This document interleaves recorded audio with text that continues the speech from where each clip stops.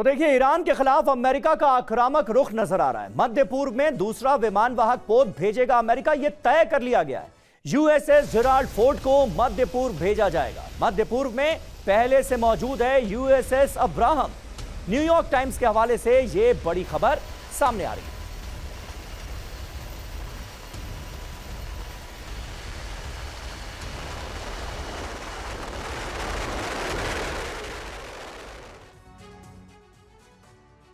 तो सवाल तो यही है कि क्या मिडिल ईस्ट सुलगने वाला है? यूएसएस जेराल्ड आर फोर्ड को मध्य पूर्व भेजने का फैसला ले लिया गया है। दुनिया के सबसे बड़े विमान वाहक पोत में यह शामिल है। यूएसएस जेराल्ड आर फोर्ड के जरिए हमला करना आसान होगा। जेराल्ड आर फोर्ड के पहुंचने से ईरान पर दबाव भी बढ़ेगा।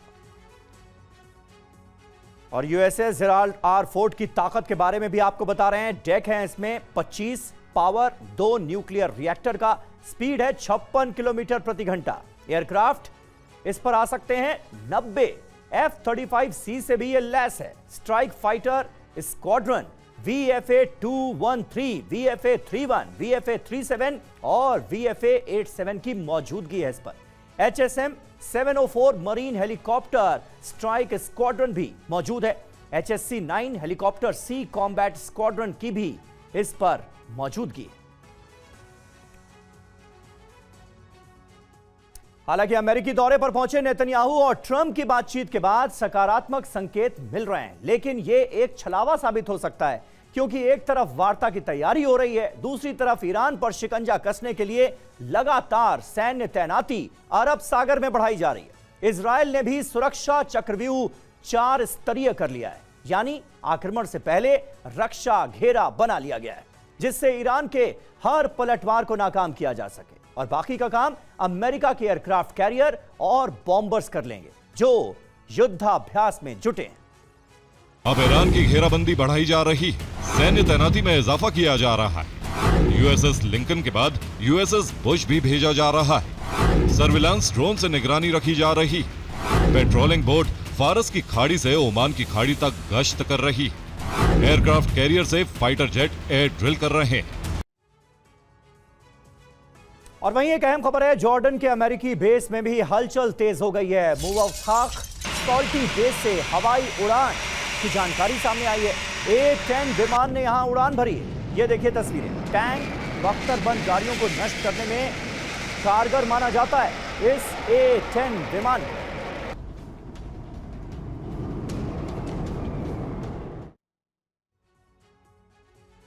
तो क्या जॉर्डन से होगा ईरान पर हमला? एयर बेस पर मौजूद जो अमेरिकी विमान हैं, उनकी पूरी जानकारी आइए हम आपको दे देते हैं। F-15E फाइटर जेट यहां पर मौजूद है। A-10C अटैक विमान यहां पर मौजूद हैं। वॉशिंगटन पोस्ट के हवाले से यह जानकारी सामने आ रही है, यानी यह डिप्लॉयमेंट देखकर तो तैयारी बड़ी नजर आ रही है। जॉर्डन का एयरबेस कितना खास है, यह भी आपको बता देते हैं। ईरान से तनाव के बीच अमेरिकी तैनाती यहां पर कई गुना बढ़ी है। अमेरिका को यहां स्थायी तैनाती और संचालन की अनुमति मिली हुई है। अमेरिका जॉर्डन डिफेंस एग्रीमेंट के तहत इस एयरबेस का संचालन किया जाता है, यानी अमेरिका जॉर्डन के इस बेस को जैसे चाहे वैसे इस्तेमाल कर सकता है।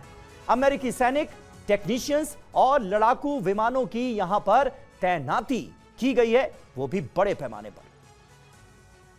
14 अप्रैल 2024 को पहले ऑपरेशन ट्रू प्रॉमिस में ईरान ने 150 मिसाइल और 170 ड्रोन का इस्तेमाल किया, जबकि 1 अक्टूबर 2024 को दूसरे ऑपरेशन में 200 मिसाइलें और इतने ही ड्रोन इस्तेमाल किए थे। 13 जून 2025 को तीसरे ऑपरेशन में भी 1000 मिसाइलें और 1000 से ज्यादा ड्रोन थे, यानी तीनों में 1300 के आसपास मिसाइलों और 1400 ड्रोन का इस्तेमाल किया था। जबकि अभी ईरान के पास 3000 से ज्यादा मिसाइलें हैं। ईरान दावा कर चुका है कि वो एक साथ 2000 मिसाइलों से हमला कर सकता है। और देखिए, अमेरिका ईरान की टक्कर को लेकर सबसे बड़ी खबर आपको बता दें। ईरान पर IAEA का बेहद डराने वाला पर्दाफाश सामने आया। ईरान के पास मौजूद है 400 किलो यूरेनियम। एटम बम बनाने की तैयारी में है खामनेई। 12 परमाणु बम किसी भी वक्त ईरान बना सकता है, ये जानकारी सामने आ रही है, क्योंकि ईरान के पास 400 किलो संवर्धित यूरेनियम मौजूद है।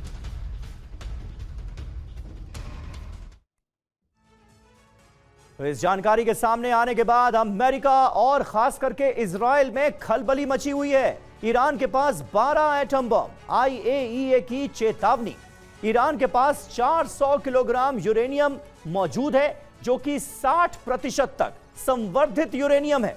12 परमाणु बम किसी भी वक्त ईरान तैयार कर सकता है।